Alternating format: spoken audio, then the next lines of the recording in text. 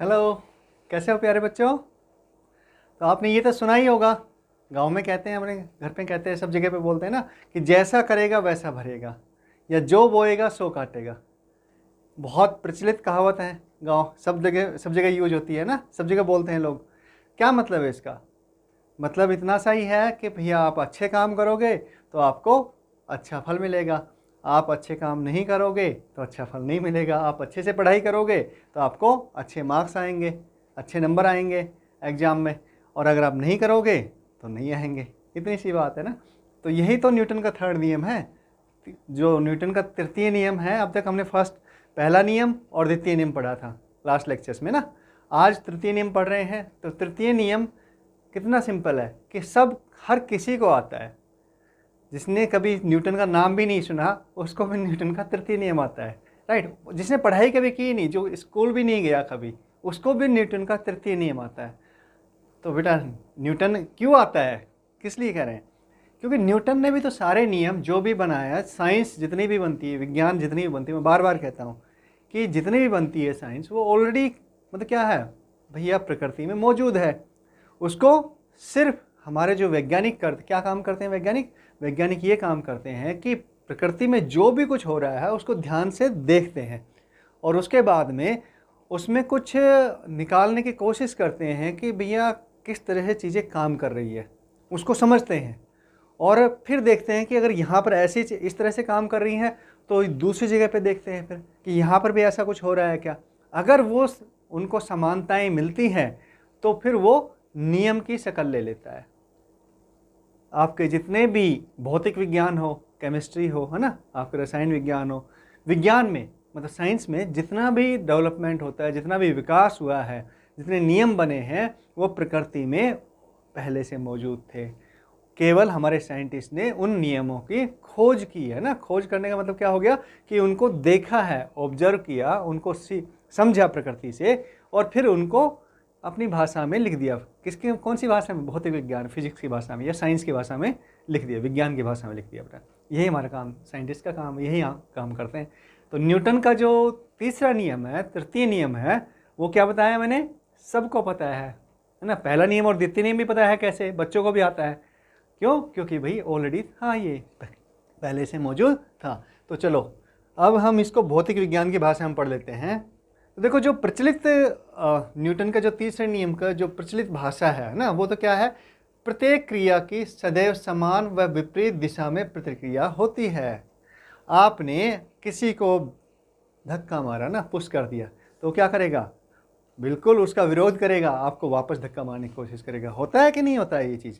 बिल्कुल होता है। आपने किसी के साथ अच्छा किया तो संभावना ये बनती है कि वो अगर सही बच्चा है तो वो भी आपके साथ में अच्छा करेगा। यही है, आपके क्रिया की आपने, उसकी प्रतिक्रिया वापस आई। अच्छा, ये तो हो गई कि हम जो डेली मतलब जैसे एक आम आदमी की भाषा में बात हो गई। लेकिन विज्ञान की भाषा में, भौतिक विज्ञान की भाषा में, फिजिक्स की भाषा में ये नियम मतलब ठीक है, लेकिन सही नहीं है, पूरी तरह से करेक्ट नहीं है। तो सही नियम क्या है? यहाँ पे क्रिया और प्रतिक्रिया, देखो दो शब्द हैं, एक तो आपका क्रिया और दूसरी प्रतिक्रिया। तो ये क्रिया और प्रतिक्रिया ऐसे नहीं है जो अभी तक हमने डिस्कस की है, जो कि आम भाषा में काम मिल जाती है। नहीं, यहाँ पे क्रिया का मतलब है कि बल। क्या कह रहा हूँ मैं? बल। और प्रतिक्रिया का मतलब भी है बल। क्रिया बल और प्रतिक्रिया बल, ये हमारी विज्ञान की भाषा है, भौतिक विज्ञान की भाषा है। तो देखो क्या कह रहा है, ये देखो, ये जो डेफिनेशन है, ये परिभाषा है। डेफिनेशन मतलब परिभाषा। ये परिभाषा हमारे न्यूटन के तृतीय नियम की भौतिक विज्ञान की भाषा में मतलब साइंटिफिक है। कैसी है? वैज्ञानिक परिभाषा है। यदि एक पिंड A दूसरे पिंड B पर F बल आरोपित करता है, समझ में आई बात? कि दो पिंड है A और B। कितने पिंड है? दो पिंड है, दो से ज़्यादा भी हो सकते हैं, वो कोई बड़ी बात नहीं है बस, लेकिन इसको परिभाषित करने के लिए लिया हमने कि एक A नाम का है, दूसरा पिंड B नाम का है। अब क्या कर रहा है? A B पर एक बल आरोपित कर रहा है। तो B क्या काम करता है? पिंड B पिंड A पर -F बल आरोपित करेगा। -F का मतलब क्या हो गया बेटा? माइनस क्यों कह दिया इसने? ऋणात्मक साइन क्यों यूज किया है? ऋणात्मक साइन का मतलब क्या है यहाँ पर? ऋणात्मक साइन का मतलब, ऋणात्मक जो साइन है यहाँ पे, इसका मतलब सिर्फ इतना सा है कि एक बल ए ने बी पर अगर इस दिशा में बल लगाया, अगर मान लेते हैं कि ये हमारी सपोज ये पॉजिटिव एक्स डायरेक्शन है ना, धनात्मक दिशा है, धनात्मक दिशा है, तो ये दिशा जो हो गई ये हमारी ऋणात्मक दिशा हो गई, -x हो गई। गलत है कि सही है? तो अब क्या करें कि अगर ए ने बी पर ऐसे बल लगाया, इस दिशा में बल लगाया, कितना बल लगाया? एफ का मतलब हम यहाँ पे चलो एक एग्जांपल ले लेते हैं समझने के पॉइंट ऑफ व्यू से, कि 10 न्यूटन का बल लगा दिया। कितना? 10 न्यूटन का बल लगा दिया। तो बी भी ए पर 10 न्यूटन का ही बल लगाएगा, लेकिन उसकी दिशा विपरीत होगी। कैसे होगी? ए ने बी पर ये दिशा में बल लगाया तो बी ने ए पर ये दिशा में बल लगाएगा। अच्छा, तो ये तो हो गया हमारे डेफिनेशन। अब हम कहें कि सर न्यूटन का जो तृतीय नियम है ये हमारे बहुत काम का है। न्यूटन साहब को भी हर जगह पे तृतीय नियम दिखाई देने लग गया था, इसलिए ऐसा नहीं कि उन्होंने एक उदाहरण देखा और उससे परिभाषित कर दिया इसको, ऐसा नहीं हुआ। उन्होंने बहुत सारे उदाहरण देखे, समझे पहले चीज़ों को, और फिर बहुत सारे उदाहरण देखे कि भाई हाँ ये जो नियम है ये और कहाँ कहाँ पे क्या अप्लाई हो रहा है, लग रहा है। ठीक है, तो अब हमारे जो काम में आते हैं, देखो जो आप सोचते भी नहीं हो वहाँ पर न्यूटन का तृतीय नियम काम आ रहा है। तो वही हम कुछ सुंदर सुंदर अच्छे अच्छे एग्जाम्पल समझेंगे, अच्छे अच्छे उदाहरण समझेंगे, और उनमें समझेंगे कि व्याख्या कैसे करें हम, किसकी? न्यूटन के तृतीय नियम की। यही तो है, हाँ, व्याख्या कैसे होगी वो हम समझते हैं कि कौन सा बल लग रहा है। अच्छा, क्या लगता है आपको, क्रिया और पहले क्रिया होगी फिर प्रतिक्रिया होगी? नहीं, न्यूटन ऐसा नहीं कहते हैं। वो कहते हैं कि क्रिया और प्रतिक्रिया दोनों एक साथ होती है। ये भी हम समझेंगे। चलो, और भी कुछ बिंदु है जो मतलब कहेंगे कि डेप्थ में, अगर हम डेप्थ में स्टडी करते हैं, मतलब क्या कहेंगे, हाँ, गहनता से अध्ययन करते हैं, तो गहनता से जब हम अध्ययन करते हैं तो हमें समझ में आती हैं, बारीकियाँ समझ में आती हैं हमें, है ना। तो बारीकियों को हम इन एग्जाम्पल से जो उदाहरण दे रहे हैं इनसे समझेंगे बेटा। अभी किसी पर नहीं, जी किसी पर भी नज़र मत रखना, सिर्फ जिसको हम डिस्कस कर रहे हैं उसी पर नज़र रखना। देखो, ये एक बच्चा है, तो ये दीवार के साथ में ऐसे सहारा लेके खड़ा होगा ना, ऐसे, ये सपोज दीवार है तो भैया इसने ऐसे सहारा लेके हाथ रख के खड़ा हो गया। ठीक है, तो क्या कर रहा है यहाँ पे? न्यूटन का मतलब लग रहा है न्यूटन का जो तृतीय नियम है वो कैसे कहाँ अप्लाई हो रहा है, कैसे बताएंगे, कैसे एक्सप्लेन करेंगे? आपसे मैं कहता हूँ कि भाई हाँ बताओ यहाँ पे न्यूटन का तृतीय नियम कैसे अप्लाई हो रहा है, कैसे उपयोग में आ रहा है? वैसे तो सब जगह पे है। अब मैं खड़ा हूँ, किस पे? ज़मीन पे खड़ा हूँ ना, हाँ, धरती पे खड़ा हूँ, तो इस यहाँ पर भी तृतीय नियम लग रहा है। अगर तृतीय मतलब ऐसे एक्शन रिएक्शन नहीं होती, क्रिया प्रतिक्रिया बल नहीं होते, तो बेटा हमारा चलना भी दूभर होता, हम चल भी नहीं पाते। ये कैसे हो, क्यों हुआ, ये भी बताएंगे, इसमें डिस्कस करेंगे। आपके जितने भी व्हीकल्स चलते हैं ना, गाड़ियाँ चलती है, ट्रक चलते हैं, कार चलती है, बस चलती है, साइकिल चलती है ना, मोटरसाइकिल चलती है, स्कूटर चलता है, कुछ भी नहीं चल पाता अगर न्यूटन का तृतीय नियम, ऐसा नहीं करो कि न्यूटन साहब बताते नहीं तो नहीं चल पाता, नहीं, अगर प्रकृति में न्यूटन का तृतीय नियम होता नहीं तो ये सब चीज़ें पॉसिबल नहीं थी। हमारा चलना, व्हीकल्स का चलना वो भी नहीं था, पक्षी उड़ नहीं पाते, है ना, पक्षी उड़ नहीं पाते, हवाई जहाज़ कभी बनती नहीं। क्या कह रहा हूँ? और इसके अलावा अगर हम थोड़ा और सोचे तो जो ग्रहों की जो गति होती है ना, कैसी वृत्तीय गति होती है, सर्कुलर मोशन जो होती है ग्रहों की, या फिर इलिप्टिकल मोशन कह सकते हो ना, हाँ, तो वो जो मोशन है, वो गति है, वो भी नहीं हो पाती। तो मतलब ब्रह्मांड का एग्जिस्टेंस ही नहीं होता। आप कहेंगे सर आप तो हर चीज़ को जोड़ते हैं। बिल्कुल बेटा, हर चीज़ आपस में जुड़ी हुई है। अगर आप, वही बात है, आप एक अच्छी आदत सीखते हो तो बाकी अच्छी आदतें उसके पीछे पीछे चली आती है आपके पास में, और अगर आप एक बुरी आदत सीखते हो तो आपके पास में बुरी आदतें भी चली आती है। यही तो है प्रकृति का नियम। आप अच्छा संचित करते जाओगे तो अच्छी अच्छी चीज़ें आपके भाव में जुड़ती चली जाएंगी, आप बुरी चीज़ें संचित करोगे तो बुरी चीज़ें जुड़ती चली जाएंगी, एक के पीछे एक। नहीं समझे भाई? जिसके जैसा स्वभाव होता है अक्सर उसके दोस्त वैसे ही मिलते हैं, वो अपने स्वभाव वाले दोस्तों के मतलब बच्चों के साथ में ही दोस्ती करता है। होता है कि नहीं होता ये चीज़? हाँ, यही बात मैं कह रहा हूँ। तो आपस में, विज्ञान आपस में जुड़ी हुई है, एक अच्छी चीज़ के साथ में दूसरी चीज़ जुड़ी हुई है। तो अब मुझे बताओ, चलो हम वापस अपने उस पर आते हैं, मुद्दे पर आते हैं। तो ये मुझे बताओ कि यहाँ पर ये बच्चा खड़ा है, तो इसने क्या काम किया, यहाँ पर देखो इसमें दो बल लगा रहा है ना, एक तो इस दीवार पे बल लगा रहा है, मान लेते हैं कि इसने एफ बल लगा दिया इस पर, इसको एफ बल लगाया, तो अब मुझे बताओ दीवार कितना बल लगाएगी, दीवार किस दिशा में बल लगाएगी, उल्टी दिशा में बल लगाएगी, है ना। हाँ बिल्कुल सही कहा, विपरीत दिशा में बल लगाएगी। और कितना बल लगाएगी बेटा बताओ मुझे, बिल्कुल इसके बराबर बल लगाएगी इस दिशा में, इसके हाथ पर जो बल लगेगा ना। ओके मैं सही से ड्रॉ करता हूँ इसको, इसने एफ बल लगाया तो इसके हाथ पर ही दीवार ने माइनस एफ बल लगा दिया। माइनस के एफ क्यों लिखा मैंने, ऋणात्मक साइन क्यों लिखा, क्योंकि इसकी दिशा विपरीत है। दूसरा इसका जो वजन है ना, गुरुत्वीय त्वरण लगेगा, मास पर हर एक पे लगता है ना। हाँ तो वो इसने यहाँ पर बल लगाया, ये सपोज F1 बल लगा दिया इसने, mg होगा ना जो, हाँ mg के इक्वल होगा बेटा। तो ये बल लगाया इसने किस पर, आपके ग्राउंड पर, धरती पर। तो धरती भी, धरती में मतलब क्या करेगी, वो थोड़ी इसको मतलब वापस नहीं देगी, ऐसा कुछ नहीं होता ना। हाँ वो भी वापस देंगे, तो इसने भी वापस दिया, वापस किया इसको कितना, माइनस F1 बल लगा दिया। समझ में आई बात। तो क्या हो रहा है, क्रिया प्रतिक्रिया, लेकिन लेकिन लेकिन दोनों एक ही साथ होते हैं, दोनों अलग अलग नहीं होते कि पहले क्रिया आएगी फिर प्रतिक्रिया लगेगी, नहीं। जैसे क्रिया खत्म प्रतिक्रिया खत्म, जैसे क्रिया लगी वैसे प्रतिक्रिया लग गई, ये चीज़ होती है। क्रिया प्रतिक्रिया का मतलब ये वैसा ही है कि पहले अंडा या मुर्गी वाला, है ना, वैसा सीन नहीं, मतलब वही उसी तरह से है क्वेश्चन में।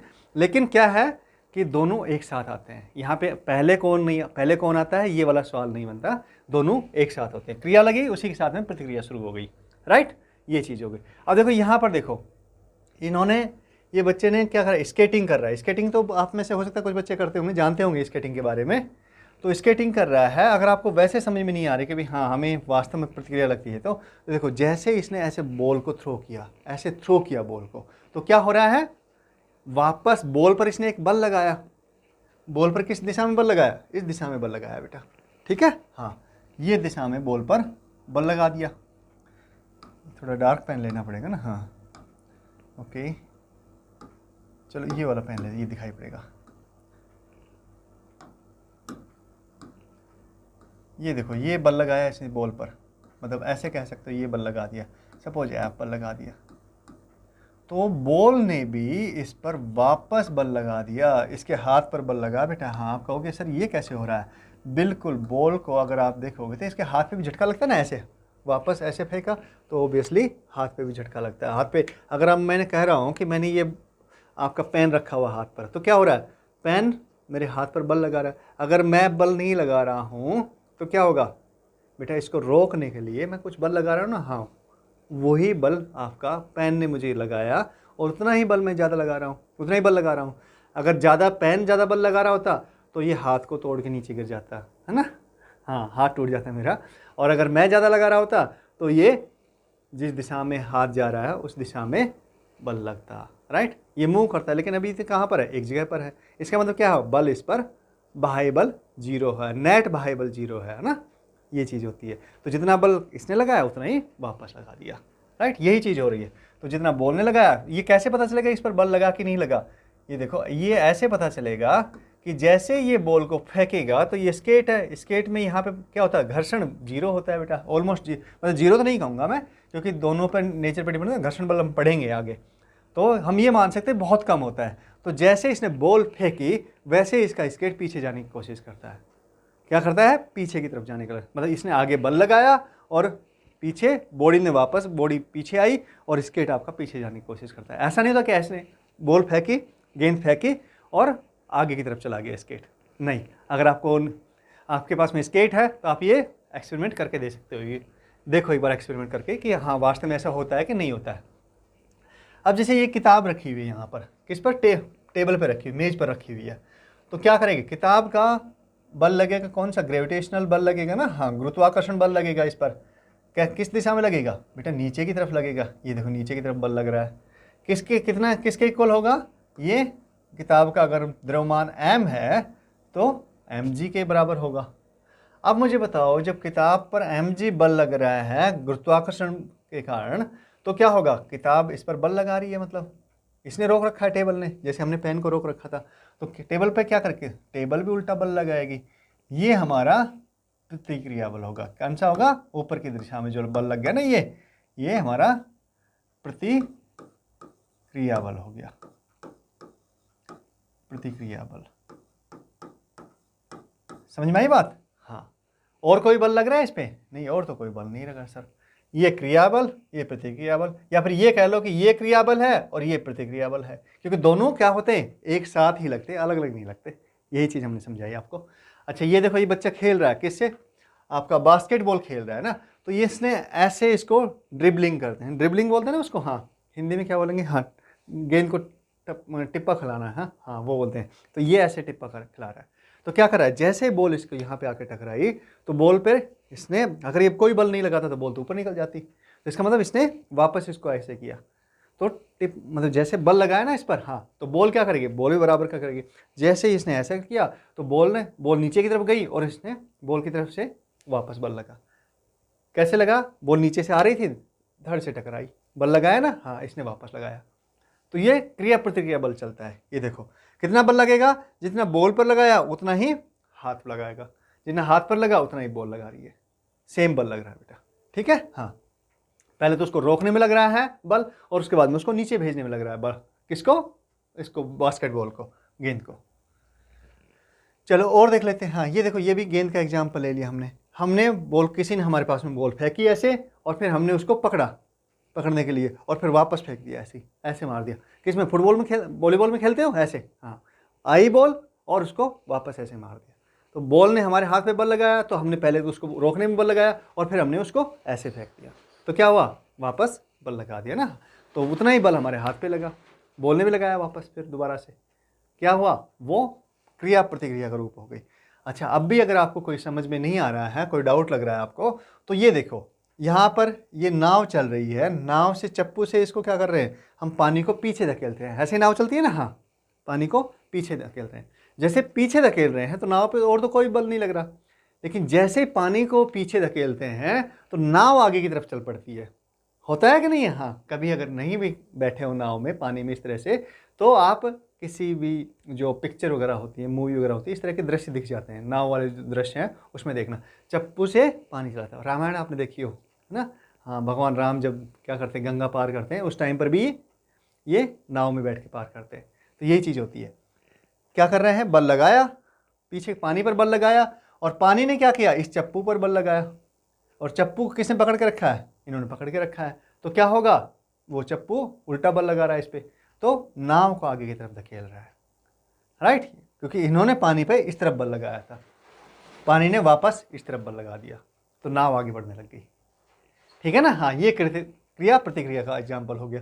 अब देखो एक और एग्जाम्पल लेते, बुक का ही लिख रहे हैं ना, मेज और बुक का। तो यहाँ पे ये बुक रखी हुई है, आपकी फिजिक्स की बुक रखी हुई है। तो क्या काम किया कि इस बुक को ऐसे पुश किया, ऐसे पुश किया। कैसे, देखो कोई बुक ले लेते हैं, हम इसी को ले लेते हैं एग्जाम्पल। तो हमने इसको ऐसे पुश किया, ऐसे पुश किया, राइट, ये फिर ऐसे ले लेते हैं, इसको ऐसे पुश किया। तो ऐसे जब हम इस पर धक्का मार रहे हैं तो क्या हो रहा है, वापस भी हमारे हाथ पे बल लग रहा है कि नहीं लग रहा, ये वापस हमारे हाथ को दबा रहा है। अगर आपको ऐसा लगता है कि नहीं सर ऐसा नहीं होता, तो एक बार देखो कि अगर ये हमने इसको ऐसे पुश कर दिया, हमारे हाथ पे तो कोई असर पड़ना ही नहीं चाहिए था, हमें महसूस ही नहीं होना चाहिए था, फील होना चाहिए था, बिल्कुल नहीं होना चाहिए था। कब हो रहा है फील, कि हमने बल लगाया। दीवार पे धक्का मार के देखो, आपके हाथों में दर्द होने लग गया थोड़ी देर में ही। क्यों, क्योंकि दीवार भी आप पर बराबर का बल लगा रही है कि नहीं लगा रही, हाँ तभी तो आपके हाथों में दर्द हो रहा है, नहीं तो आराम से हाथ है, कोई दर्द नहीं होगा, कुछ नहीं होगा, ठीक है, समझ में आई बात। हाँ, दीवार बल लगा रही। अच्छा, और भी और समझना है एग्जाम्पल, तो कभी स्प्रिंग को उठाना, कोई स्प्रिंग होगी और उसको, हाँ पेन में से आप चाहो तो पेन में से निकाल के स्प्रिंग को ऐसे, ये स्प्रिंग हो गई ऐसे यहाँ पर, और इसको दबाना, ऐसे ऐसे दबाना। तो क्या होगा, स्प्रिंग वापस क्या करेगी, आपको, आपके हाथ को ऐसे खोलने की कोशिश करेगी। मतलब आपने उस पर स्प्रिंग पे बल लगाया और उसने, स्प्रिंग ने वापस बल लगाना शुरू किया, कर दिया। यही आपकी क्या है, न्यूटन्स थर्ड लॉ। जितना बल आपने लगाया उतना ही बल स्प्रिंग आपके हाथ पर लगा रही है। यही तो है क्रिया प्रतिक्रिया बल। और यही कुछ जगह पे बिल्कुल, जैसे स्प्रिंग के केस में बिल्कुल साफ साफ दिखाई पड़ता है ना। हाँ, नाव के केस में बिल्कुल साफ साफ दिखाई पड़ता है। बॉल के केस में हमें समझ में कम आता है, यार बॉल तो हमने रोकी है, बल कहाँ लगाया, हमारे हाथ पे बल कहाँ पे लगाया, ऐसा होता है ना। हाँ, लेकिन ये चीज़ बिल्कुल सत्य है। तो ये समझ में आ रही बात। अब इस पर और कहोगे हाँ ये बल लग रहे हैं, बिल्कुल ये बल तो लग ही रहे हैं इस पर। mg नीचे लगेगा, इसका प्रतिक्रिया बल ऊपर की तरफ लगेगा। या फिर कहो ये प्रतिक्रिया बल, इसने प्रतिक्रिया बल लगाया, इसने क्रिया बल लगाया, इसने प्रतिक्रिया बल लगाया। उल्टा सीधा कैसे मान सकते हो, उससे कोई खास फर्क नहीं पड़ेगा बेटा। पर वो क्या मुझे मतलब समझने वाली बात क्या है कि दोनों बराबर है। ठीक है, चलो कुछ और एग्जाम्पल ले लेते हैं, कुछ और उदाहरण देते हैं। ये देखो आपका बर्ड फ्लाई करता है। कैसे फ्लाई करता है बर्ड, ये देखा है, डेली देखते हैं सर। तो क्या होता है, जैसे पंख उसने खोले, ऐसे पंख खोले ना, हाँ बर्ड फ्लाई करने के लिए पंख खोलता है, तो पंख खोल के वो हवा को ऐसे दबाता है। क्या करता है, हवा को ऐसे दबाता है। और जैसे हवा को दबाता है तो हवा पे उसने क्या किया, बल लगाया है ना, एयर को बल लगाया, उसने फोर्स लगाया, तो कंप्रेस करने की कोशिश की, दबाने की कोशिश की। तो क्या करेगा एयर न्यूटन के थर्ड नियम के हिसाब से, तीसरे नियम के हिसाब से ऊपर की तरफ उसने ऐसे बल लगाया, उसको हवा को ऐसे दबाया, तो वो पंखों को ऊपर की तरफ भेजेगा। उसकी वजह से क्या होता है, जो बर्ड है आपका, पक्षी है, वो ऊपर हवा में उठ जाता है, हवा में उठता है। राइट, समझ में आई बात। हाँ, और जैसे अगर वो पंखों को ऐसे थोड़ा, देखो मेरे हाथ की तरफ देखो, ऐसे करता है ऐसे, और फिर दबाता है हवा को, तो इसका मतलब क्या हुआ, नीचे तो दबा ही रहा है वो, उसके साथ में उसने हवा को पीछे भी धकेला है ना। देखो हाथ का मूवमेंट देखो मेरा, ऐसे है ना, हाँ ये ऐसे दबा रहा है, ऐसे दबा रहा है, तो क्या करेगा, ऊपर तो बढ़ेगा ही वो, उसके साथ में वो आगे भी बढ़ेगा। हाँ, तो ये पक्षी इस तरह से उड़ते हैं। आपके यहाँ पर बल लगाया इन्होंने, पक्षी ने, और क्या किया, ऊपर की तरफ उठा, नीचे की तरफ बल लगाया हवा पर, तो हवा ने ऊपर की तरफ बल लगा दिया। इसने जब पीछे की तरफ हवा को पुश किया, धकेला, तो क्या किया, उसने इसको आगे की तरफ धकेल दिया। हाँ, ये न्यूटन का क्रिया प्रतिक्रिया नियम सब जगह दिखाई पड़ता है, मतलब हजारों एग्जाम्पल है। अगर हम ये कहें कि भैया जो आपकी एरोप्लेन है, ये भी पक्षी को देख के सीखी है ना, एरोप्लेन कैसे उड़ती है, तो एरोप्लेन में भी क्या होते हैं, विंग्स होती हैं। एरोप्लेन में कौन कौन से, ये देखो 4 इसमें बल लिखाए हैं। एक होता है थ्रस्ट बल, मतलब आपका जो थ्रस्ट कहेंगे हिंदी में क्या बोलते हैं उसको, धक्का। हाँ, मतलब धक्का मिलता है ना इसको। तो कहाँ से मिलता है थ्रस्ट, बेटा थ्रस्ट मिलता है आपके जो इंजन लगे हैं। तो इंजन में क्या होती है, एयर यहाँ से एंटर करती है। देखो ये इंजन है, इसमें ये इंजन है, तो एयर एंटर करती है यहाँ से, और यहाँ से मतलब ज़्यादा एयर एंटर करती है, ठीक है, और यहाँ से बाहर निकलती है। देखो ये ओपनिंग छोटी है, तो बिल्कुल धीरे से बाहर निकल, मतलब धीरे से नहीं, मतलब छोटी सी ओपनिंग से बाहर निकलती है। और वो क्या करती है, जब छोटी ओपनिंग से बाहर निकलेगी तो इसकी वेलोसिटी बढ़ जाती है। क्या हो जाती है, एयर की वेलोसिटी, और अंदर उसमें बर्न होता है, फ्यूल बर्न होता है, तो वेलोसिटी और ज़्यादा बढ़ जाती है। उसका वेग, हवा जो अंदर आई थी इंजन में, वो और ज़्यादा वेग बाहर निकलती है। जैसे ही बाहर वेग से निकलती है तो क्या होता है, वो जब इधर बल लगा उस पर हवा पर, तो ये हवा उल्टा बल लगाती है। तो ये आपकी जो एरोप्लेन है, जो हवाई जहाज है, वो आगे की तरफ बढ़ती है। अब इस पर पीछे की तरफ एक और लगेगा, क्या, जब आगे बढ़ रही है, स्पीड से बढ़ रही है, तो जो आपकी हवा है, हवा भी तो उल्टा बल लगाएगी उस पर, किस पर, इसकी जो बाकी बॉडी है, इसकी जो बाकी जो साइज है ना, शेप है, उस पर बल लगाएगी। तो ये आपका ड्रैग होता है, इसको ड्रैग बोलते हैं। ड्रैग मतलब कि इसको पीछे की तरफ धकेलती है। इंजन ने इसको आगे की तरफ धकेला और पीछे की तरफ। आप कहेंगे सर आप उड़ती कैसे है, फिर ये उड़ेगी कैसे, हवा में कैसे उड़ेगी।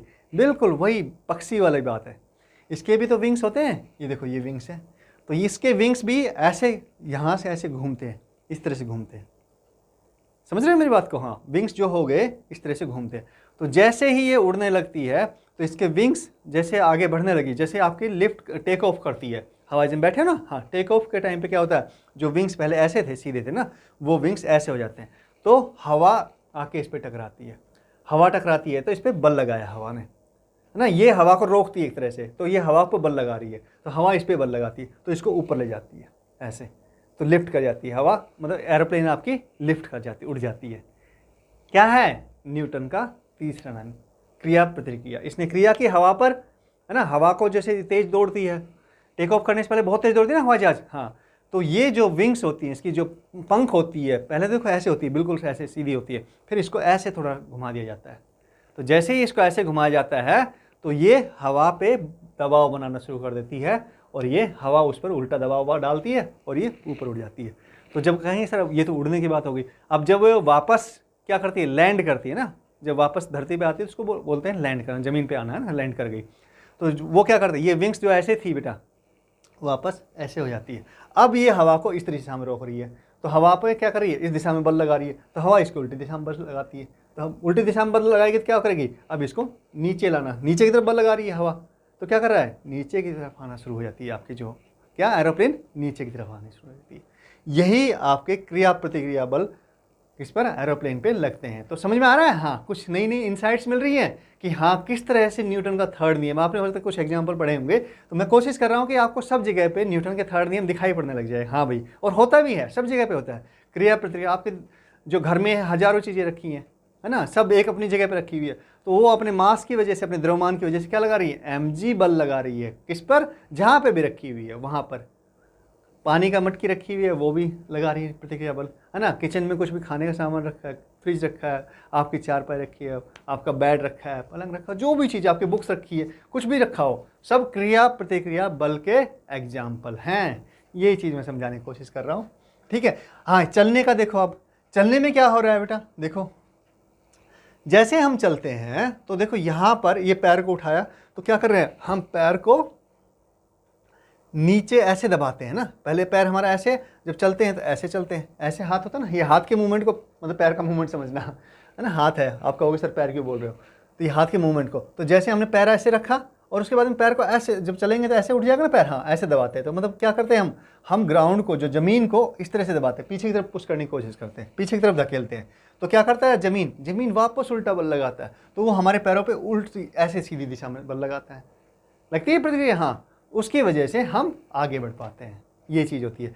अगर आपको लगता है कि हाँ नहीं सर, आप तो ये समझ में नहीं आ रहा ना, तो कभी जो चिकना ग्राउंड हो गया, चिकनी ज़मीन हो गई ना, बारिश होने के बाद में मिट्टी चिकनी हो जाती है ना, वहाँ पे हम फिसल के क्यों पड़ते हैं, क्योंकि ये जो प्रतिक्रिया बल लगता है, इसमें घर्षण वाला जो कंपोनेंट है, ये प्रतिक्रिया बल दो होते हैं। एक तो ये ऊपर की तरफ लगता है, हमारा जो बैलेंस बनाए रखता है ना, ये बताया ना मैंने, हाँ जैसे हमने ऐसे पुश किया तो ये इस दिशा में लगता है, तो इसका एक जो घटक हो गया, एक तो ऊपर की तरफ लगेगा और एक घटक ये होगा, ये घटक फ्रिक्शन होता है, घर्षण होता है, राइट। तो ये कम हो जाता है, तो इसकी वजह से हम स्लिप करके नीचे गिरते हैं। टाइल पे भी करते हैं ना, हाँ टाइल चिकनी है, पानी है उस पर, तो उस पर भी करते हैं। ऑयल वगैरह पड़ा हो तो उस पर भी होता है, ये सब चीज़ें होता है कि नहीं होता, हाँ बिल्कुल होता है बेटा। तो अगर आपको फिर भी थोड़ा सा और कन्फ्यूजन है तो ये देखो क्या काम किया, ये यहाँ पर ये नाव से नीचे ज़मीन पर उतर के आ रहे हैं, तो इन्होंने नाव के एक कोने पर पैर रखा, तो नाव क्या करेगी,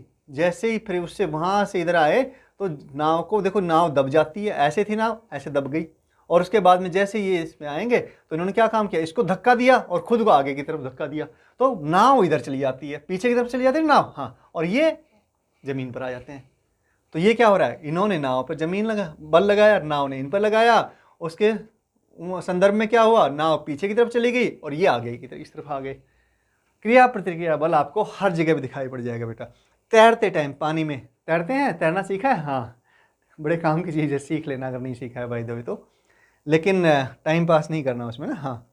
तो ये हाथों से ऐसे पानी को पीछे धकेलते हैं, पुश करते हैं, हम आगे बढ़ते हैं, और वैसे ये उत्प्लावन बल लगता है नीचे की दिशा में, क्या हमारा बल, हमने पानी पर फोर्स लगाया और पानी ने उल्टा बल लगाया, कौन सा बल लगाया, उत्प्लावन बल, कौन सा है, उत्प्लावन बल, वो हम पढ़ेंगे किसमें, फ्लूइड मैकेनिक्स में पढ़ेंगे बेटा। कैसे चल रहे हैं भाई, डबल ओके, हाँ ठीक, एक सेकंड में इसको ठीक कर देता हूँ, हाँ अब ठीक है। तो हमने हमारा mg नीचे लगेगा, ये mg, और ये इसने उत्प्लावन बल लगाया, इसको बोलते हैं बॉयंट फोर्स इंग्लिश में FB, राइट। और ये तो हो गया, हमारा बैलेंस बना दिया पानी ने। अब इसके साथ में क्या, जैसे हम पानी में डूबेंगे नहीं, और इसके साथ में क्या होगा, हमने हाथों से देखो इसको ऐसे करते हैं ना, हाँ पानी को पीछे पुश करते हैं और हम क्या करते हैं, आगे बढ़ता है, पानी को हमने पीछे की तरफ बल लगाया, वही नाव वाली बात, और हम आगे बढ़ जाते हैं बेटा, ठीक है, समझ आ रही बात। देखो काफ़ी डिटेल में समझ गए हैं हम, काफ़ी डिटेल में डिस्कस किया। जो आपकी बोट होती है, मतलब मोटर बोट है, वो भी ऐसे ही काम करती है। तैरने वाली एग्जाम्पल को बड़ा करके देख लो, या फिर जो एरोप्लेन पे काम करते हैं फोर्स, वैसे इस पे भी काम करते हैं। और रॉकेट का तो आपको पता ही है ना, दिवाली पे रॉकेट छोड़ते हो, छोटे वाले रॉकेट छोड़ते हो कि नहीं छोड़ते हो, पटाखे जलाते हो, हाँ बस क्या करते हो, उसमें तिल्ली लगाई और ऊपर रॉकेट, ऊपर क्या करती है रॉकेट गर्म हवा है ना, उसमें जो क्या कहेंगे कि जो बारूद भरी होती है, वो बारूद जलती है, उससे गर्म हवा नीचे की तरफ आती है, जिस तरफ आती है हवा, गर्म हवा आती है ना, वो फ्लेम निकलती है, तो वो ऊपर की तरफ दौड़ती है। पीठ नीचे की तरफ गर्म हवा छोड़ी उसने और वो ऊपर की तरफ, क्योंकि गर्म हवा छोड़ी तो गर्म हवा ने जो उस पर, गर्म हवा तो नीचे बल लगा और गर्म हवा ने उस पर ऊपर बल लगाया, तो रॉकेट ऊपर की तरफ दौड़ती है। यही प्रिंसिपल है, यही बड़ी रॉकेट में प्रिंसिपल काम करता है, क्रिया प्रतिक्रिया बल का बेटा। ठीक है। अच्छा, ये जो हमने कहा था कि ऐसे फोर्स नहीं होता तो हम चल नहीं पाते। ठीक है, प्रतिक्रिया बल, क्रिया प्रतिक्रिया बल लग रहा है ना यहाँ पर, ये समझा ही दिया मैंने। हाँ, वैसे ही यहाँ पर हमारे पैर की जगह पे आप गाड़ी के व्हील को ले लो, गाड़ी के पहिए को ले लो। गाड़ी का पहिया क्या करता है, जमीन को पीछे की तरफ धकेलता है और जमीन इसको आगे की तरफ धकेलती है, गाड़ी के पहिए को बेटा। इसी तरह से हमारे सारे व्हीकल चल पाते हैं। अदरवाइज अगर ये क्रिया प्रतिक्रिया बल नहीं लगता, उसका एक घटक फ्रिक्शन फोर्स की तरफ, मतलब फ्रिक्शन फोर्स घर्षण बल के रूप में नहीं लगता, तो हमारा चलना दूभर होता, चल नहीं पाते हम ठीक से, ना ही आपके व्हीकल बन पाते। और कहाँ देखते हैं? अच्छा, मुझे बताओ एक चीज़ और, तो क्या हमारे यहाँ पे सब जगह पर हमने देखा, सभी उदाहरण में देखा कि क्या हो रहा है, दोनों कॉन्टैक्ट सरफेस बना रहे हैं ना। क्या बन रहा है? कॉन्टैक्ट सरफेस बन रहा है। तो क्या ये हमारा हमेशा कॉन्टैक्ट में रहेंगे तभी क्रिया प्रतिक्रिया बल लगेगा? नहीं। दो वस्तुएं अगर दो पिंड दूरी पर भी रखे हैं तो भी उनमें क्रिया प्रतिक्रिया बल लगता है। कैसे लगता है? कौन सा एग्जाम्पल है? गुरुत्वाकर्षण बल। वो भी आपका, ये पिंड इसको इधर खींचता है, अपनी तरफ खींचता है, और ये उल्टे ये भी इसको इधर खींचता है। तो इसने एक इधर बल लगा इस पर, दूसरे पे इधर लगा। देखो, एक की डायरेक्शन ये है, एक की डायरेक्शन ये है, एक की दिशा ये है प्लस, एक की दिशा प्लस है, एक की दिशा माइनस है। लगता है ना गुरुत्वाकर्षण बल? ऐसे लगता है ना। हाँ भाई, अगर आपने नहीं पढ़ाया है तो आगे एक चैप्टर में पढ़ोगे बेटा। तो ये देखो, न्यूटन साहब का जो फेमस एक्सपेरिमेंट है, कहाँ से पेड़ से फल गिरा और वो फल को देख के उनको समझ में आया, एप्पल गिरा ना, हाँ, कौन सा खाने वाला एप्पल, हाँ वो गिरा, उनको देखा तो उनको लगा कि भी ये नीचे क्यों गिर रहा है, इस पर कोई ना कोई बल होना चाहिए, नीचे गिर रहा है। तो उन्होंने गुरुत्वाकर्षण बल की खोज की कि हाँ, धरती हर चीज़ को अपनी तरफ खींचती है, तो यानी कि उस पर बल लगाती है, हर चीज़ पर, कोई भी चीज़ हो उस पर बल लगाती है धरती, तो मतलब क्रिया बल लगा रही है। तो क्या यहाँ पर भी लग रहा है क्या प्रतिक्रिया बल? मतलब जो एप्पल है आपका, जो सेब है, वो भी धरती को ऊपर खींच रहा है, बिल्कुल खींच रहा है। लेकिन क्या हो रहा है, धरती का वजन इतना ज़्यादा है और वो बल कितना है, थोड़ा सा ही है, दोनों के बीच में बल थोड़ा सा ही है, लेकिन वो बल, थोड़ा सा बल क्या करता है, सेब को अपनी तरफ खींचने में, धरती पर खींचने में कामयाब रहता है। लेकिन वो बल से, क्योंकि वो छोटा सा सेब है, छोटा सेब है ना, हाँ, धरती इतनी बड़ी है, वो सेब धरती को अपनी तरफ नहीं खींच पाता, लेकिन हाँ, बल बराबर का लगता है दोनों में। अगर आपसे कोई पूछे, बड़ा अच्छी बात है कि आपसे कोई पूछे कि सेब को तो खींच लिया धरती ने, लेकिन क्या धरती को भी सेब ने खींचा? बिल्कुल खींचा, लेकिन धरती क्योंकि इतनी बड़ी है तो वो जो मूवमेंट है इसका दिखाई भी नहीं पड़ेगा, मतलब नगण्य, बिल्कुल नेग्लिजिबल होता है, मतलब कुछ नहीं होता, एक तरह से हम ही कह सकते हैं जीरो हो गया। लेकिन बल लगाया, उसने भी खींचा इसको। ठीक है, हाँ। ऐसे बॉल, आपकी जो बॉल है, बॉल से खेलते तो वो भी वही कहानी है। बॉल ने इस पर, धरती ने आपको, जमीन ने आपको mg बल लगाया इस पर, तो बॉल भी उस पर mg बल ही वापस लगा रही है। बिल्कुल क्रिया प्रतिक्रिया बल होते हैं। कौन से? गुरुत्वाकर्षण बल बेटा। ठीक है, वेरी गुड। अब जैसे ये देखो, दूरी पर रखे हुए दो क्या है, आवेशित पार्टिकल हो गए, है ना, दो आवेशित कण हो गए, एक पे प्लस चार्ज है, इस पे प्लस चार्ज है, तो दोनों प्लस प्लस चार्ज हो गए, दोनों प्लस प्लस आवेश के हैं, तो क्या हो गया, मतलब धनात्मक आवेश है दोनों, तो धनात्मक आवेश में क्या होता है, कैसा बल लगता है, आकर्षण का या प्रतिकर्षण का? प्रतिकर्षण का बल लगता है। बिल्कुल सही कहा आपने। अगर धनात्मक के बीच में प्रतिकर्षण बल लगेगा, प्रतिकर्षण लगेगा, राइट, और इसमें भी ऋणात्मक में ये इसमें प्रतिकर्षण बल लगेगा बेटा। ठीक है, तो दोनों देखो दूरी पर रखे हैं, कितना बल लगेगा, जितना बल इसने इस पर लगाया उतना ही इसने इस पर लगा दिया, जितना इसने लगाया इस पर उतना ही इसने लगा दिया, दोनों के बीच में बराबर बल रहेगा। और ये जो होगा, देखो, एक धनात्मक आवेश है, एक ऋणात्मक आवेश है, तो दोनों के बीच में कितना बल लगेगा, बराबर लगेगा। और कैसा होगा, आकर्षण का बल होगा। तो इसने इस पर इधर बल लगाया, देखो ये बल लगाया, और इसने इधर इस पर ये बल लगाया, तो दोनों की दिशा वापस देखो, एक की दिशा ये वाली है, एक की दिशा ये है, एक की पॉजिटिव है, एक की धनात्मक है, एक की ऋणात्मक दिशा है। मान कितना होगा, मान दोनों का बल का बराबर होगा। ठीक है, हाँ, ये आपने अभी नहीं पढ़ा है, तो 12वीं में आप 12वीं क्लास में पढ़ेंगे कि मान कितना होता है। अब देखो, धरती और चांद के बीच में बल लग रहा है, तभी तो क्या बन रही है, देखो आपका कोई भी वृत्तीय गति होती है तो आपने, और उसका बहुत अच्छा मतलब उदाहरण ले सकते हैं आप कि एक पत्थर का टुकड़ा लीजिए, पत्थर लीजिए, उसको धागे से बांधिए, मजबूत धागे से बांधना है ना, हाँ हल्के धागे से नहीं बांधना, तो मजबूत धागे से बांधिए उसको ठीक से, और फिर उसको ऐसे घुमाइए, तो आप देखेंगे कि आपके हाथ पर धागा बल लगा रहा है, ऐसे आसानी से नहीं घूमता है ना, हाथ पर क्या लग रहा है, बल लग रहा है। यानी वृत्तीय गति में एक धागे में क्या हो गया, तनाव आ गया, धागे में तनाव आएगा ना, हाँ उस रस्सी में तनाव आएगा, तो रस्सी में तनाव कहाँ से आ रहा है, जब हम उसको घुमा रहे हैं तो उसमें तनाव आएगा। अगर बाय द वे छूट जाए तो क्या होगा, जैसे यहाँ पर है ना, ये रस्सी में यहाँ पे खींचा, मैं ऐसे ऐसे घुमा रहा हूँ इसको, ठीक है, तो क्या करेगा, यहाँ पे छूट गया, तो ये यहाँ से ये पत्थर सीधा निकल जाएगा, यहाँ से ये वापस घूमेगा नहीं, सर्कल में नहीं आएगा, वृत्त में नहीं आएगा, कैसा करेगा, सीधा निकल जाएगा। इसका मतलब क्या हो रहा है, इसको वृत्तीय गति में बनाए रखने के लिए धागे में जो तनाव है वो तनाव इसको वृत्तीय गति में बना के रख रहा है। समझ आई बात? हाँ, तो ऐसे ही क्योंकि जो चंद्रमा है आपका ना, चांद है, वो क्या करता है, धरती के चारों तरफ चक्कर लगाता है। जब वृत्तीय गति हो गई, तो वृत्तीय गति हो गई तो क्या होगा बेटा, कोई ना कोई बल चाहिए, किधर चाहिए, उसके केंद्र की तरफ। वो केंद्र की तरफ जो बल चाहिए वो क्या है, इन दोनों के बीच में गुरुत्वाकर्षण बल है।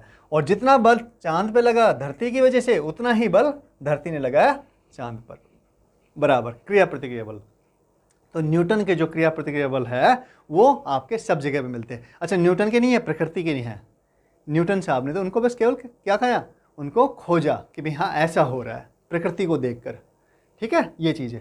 ऐसे ही आपके जो कहेंगे कि सैटेलाइट वगैरह जो करते हैं ना, जिससे कि अभी क्या जो कम्युनिकेशन, मतलब आपके जो दूर संचार के साधन है, टीवी देखते हो आप ना, फ़ोन भी काम करते हैं, जंगल में भी फ़ोन काम करते हैं, ये सब चीज़ें हैं, ये किस में होती हैं, किसकी वजह से हैं, दूर संचार के साधनों की वजह से। और ये इसी की वजह से कि भाई ये क्रिया प्रतिक्रिया बल खोजा गया और ये सब बल खोजे गए, गुरुत्वाकर्षण बल खोजा गया, इसी की वजह से आज हम जो सैटेलाइट है ना, क्या उपग्रह बोलते हैं, उपग्रह कहाँ पर भेज पा रहे हैं, धरती की कक्षा में भेज पा रहे हैं, जिनकी वजह से दूर संचार के साधन चल रहे हैं।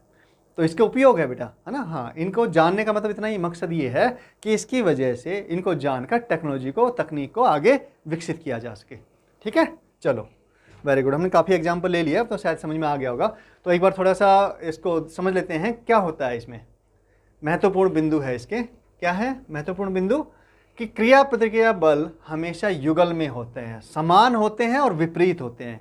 क्या कह रहा हूं मैं, उनका मान समान होता है क्रिया प्रतिक्रिया बल का, और विपरीत दिशा में होता है। पढ़ाई हमने अभी तक डिस्कस वही कर रहे थे, और युगल में चलते हैं। कभी भी ऐसा नहीं कि क्रिया बल हो गया प्रतिक्रिया बल, हमेशा युगल में लगते हैं।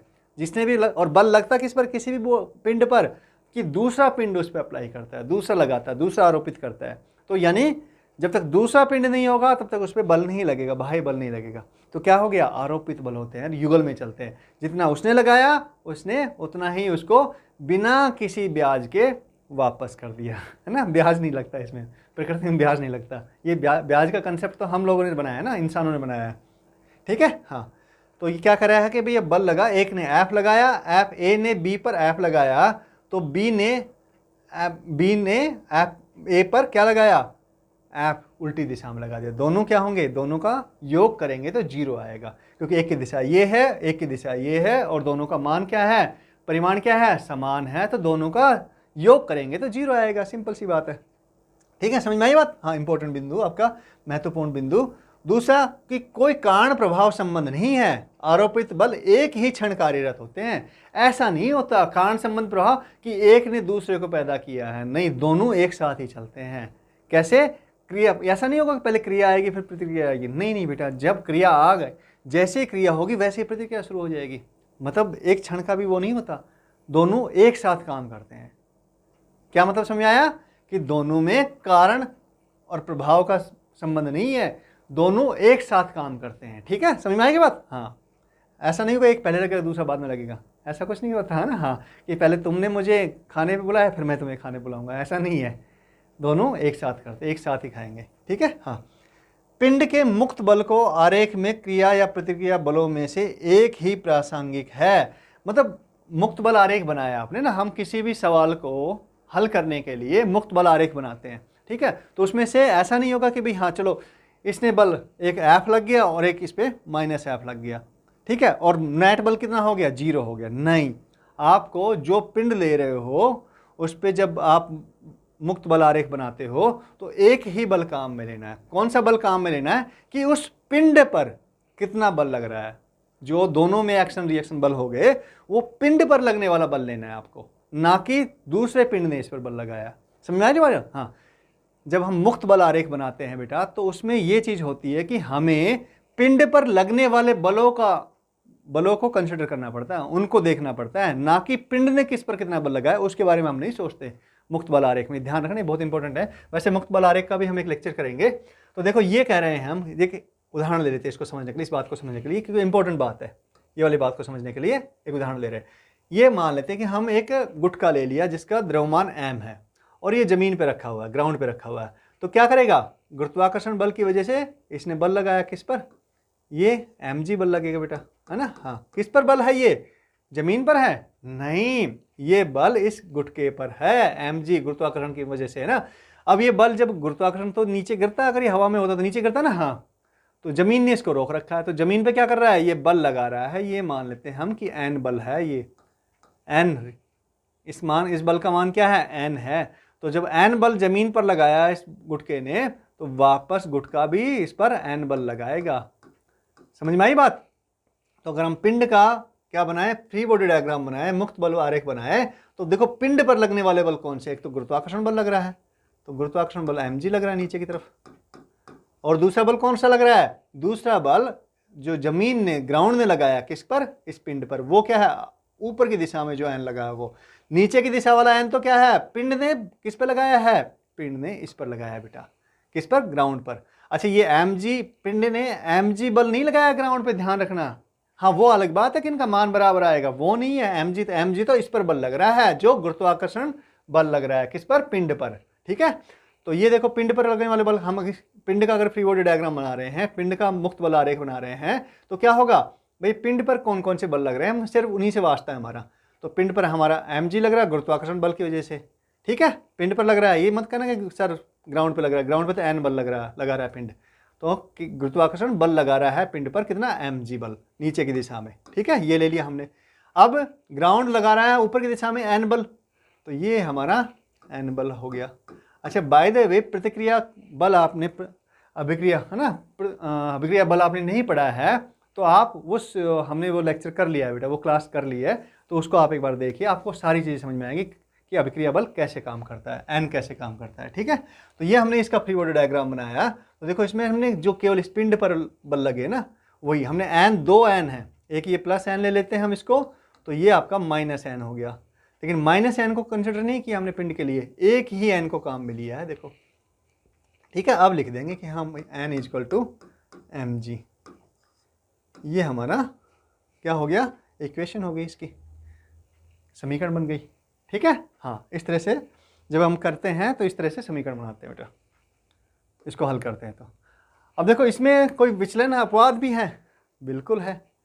क्या अपवाद है, पहला कि भैया जो अजड़त्वीय क्या हो गए, अजड़त्वीय फ्रेम ऑफ रेफरेंस हो गए, मतलब अजड़त्वीय निर्देश तंत्र हो गए, उसमें आपके न्यूटन के कोई भी नियम काम नहीं करता है। क्या कह रहा हूं मैं, कोई भी नियम, तीनों में से कोई भी नियम काम में नहीं करता है। अजड़त्वीय निर्देश तंत्र कौन से हो गए, ऐसे निर्देश तंत्र जिनका खुद का कोई त्वरण होता है। क्या कह रहा हूं मैं, जिनका त्वरण होता है, ऐसे निर्देश तंत्र जिनका त्वरण 0 नहीं है, उनका कोई त्वरण है ना, किसके संबंध में, जड़त्वीय निर्देश तंत्र के संबंध में। अगर हम जमीन को, धरती को जड़त्वीय निर्देश तंत्र मानते हैं, जो कि मतलब है नहीं एक्चुअल में, लेकिन हम इसको मान लेते हैं क्योंकि इसके रेस्पेक्ट में हम सारी चीज़ देखते हैं ना, तो हम मान लेते हैं कि धरती का कोई त्वरण नहीं है। वैसे तो कोई त्वरण दिखाई नहीं पड़ता, लेकिन बेटा धरती का अगर हम निर्देश तंत्र सूरज को माने, है ना, धरती से बाहर को देखें तो धरती घूम रही है ना, और उसके साथ में पूरे सोलर सिस्टम में, मतलब आकाश गंगा जो हमारी है, आकाश गंगा के केंद्र की तरफ भी सूर्य के साथ में भी घूम रही है। तो धरती का ऐसा नहीं कह सकते कि धरती घूम नहीं रही, उसका कोई त्वरण नहीं है, बिल्कुल त्वरण है बेटा। लेकिन हम हमारे पर्पज़ के लिए धरती को निर्देश तंत्र कैसा मानते हैं, उसका त्वरण जीरो मान लेते, क्योंकि हमें दिखाई नहीं पड़ता ना, हमें महसूस भी नहीं होता, तो उसको हम जीरो मान लेते हैं। और धरती को हम क्या मानते हैं, आपका जड़त्वीय निर्देश तंत्र। जड़त्वीय निर्देश तंत्र क्या हो गया, जिनमें न्यूटन के नियम हम अप्लाई कर सकते हैं, उनको लगा सकते हैं न्यूटन को, वो जड़त्वीय निर्देश तंत्र हो गए। अजड़त्वीय निर्देश तंत्र कौन से हो गए, जिनमें न्यूटन के बल, न्यूटन के जो नियम है वो नहीं लगते हैं, न्यूटन के नियम गलत सिद्ध हो जाते हैं। ठीक है, तो और उनका मतलब क्या हो गया, कौन से होते हैं अजड़त्वीय निर्देश तंत्र। अजड़त्वीय निर्देश तंत्र वो होते हैं जहां पर उन निर्देश तंत्र का धरती के संबंध में, ग्राउंड के संबंध में क्या है, कोई न कोई त्वरण है, त्वरण जीरो नहीं है, तो वो अजड़त्वीय निर्देश तंत्र हो गए। ठीक है, तो ध्यान रखना, अजड़त्वीय निर्देश तंत्र में न्यूटन के जो नियम है वो काम में नहीं आते, अप्लाई नहीं होते। ठीक है, नहीं लगा सकते हम। दूसरा, जब पिंड ज्यादा दूरी पर हो तो ऑब्वियसली उनमें क्या करता है, गुरुत्वाकर्षण बल तो काम करता ही है, लेकिन वो टाइमिंग जो है, मतलब एक ही क्षण पर दोनों क्या होना चाहिए, वैसे क्रिया प्रतिक्रिया दोनों बराबर होने चाहिए बेटा, एक ही क्षण पर होने चाहिए। लेकिन जब दूरी ज़्यादा होती है तो वहाँ पे एक ही क्षण पे दोनों का योग जो है वो बराबर नहीं होता। ठीक है, क्या कर रहा हूँ मैं, हाँ ये कहेंगे सर प्लस है, हाँ तो प्लस इसी डायरेक्शन दिखा दी इसमें, तो डायरेक्शन, चलो इसमें डायरेक्शन की बजाय हम कह देते हैं कि प्लस ले लेते हैं इसको, तो कोई बात नहीं, हो तो समझने वाली बात है बेटा। ठीक है, हाँ इसको प्लस ले लिया, तो दोनों का योग जो है ये जीरो नहीं होता जब क्या होता है, आपकी दूरी ज़्यादा हो जाती है पिंडों के बीच में। ये इसके अपवाद है। ठीक है, तो उम्मीद है कि बेटा आपको समझ में आ गया होगा न्यूटन का तृतीय नियम। अब आपको हर जगह पे तृतीय नियम दिखाई पड़ेगा, तो फिजिक्स सीखने को मिली होगी, एक नया नज़रिया बना होगा आपका आज की क्लास में, मैं ये समझता हूँ। आप फिजिक्स को हर जगह देख पाएंगे, हर जगह देख सकते हैं, और आप एनालाइज करेंगे, आपके दिमाग में चीज़ चलने लग जाएंगे कि हाँ न्यूटन का थर्ड नियम लग रहा है, तृतीय नियम लग रहा है ना, होगा कि नहीं, यहाँ पे द्वितीय नियम लग रहा है, यहाँ पे प्रथम नियम लग रहा है। बिल्कुल बेटा, ये चीज़ होनी चाहिए, तभी फिजिक्स का मज़ा आता है, तभी हमें पढ़ने का मज़ा आता है।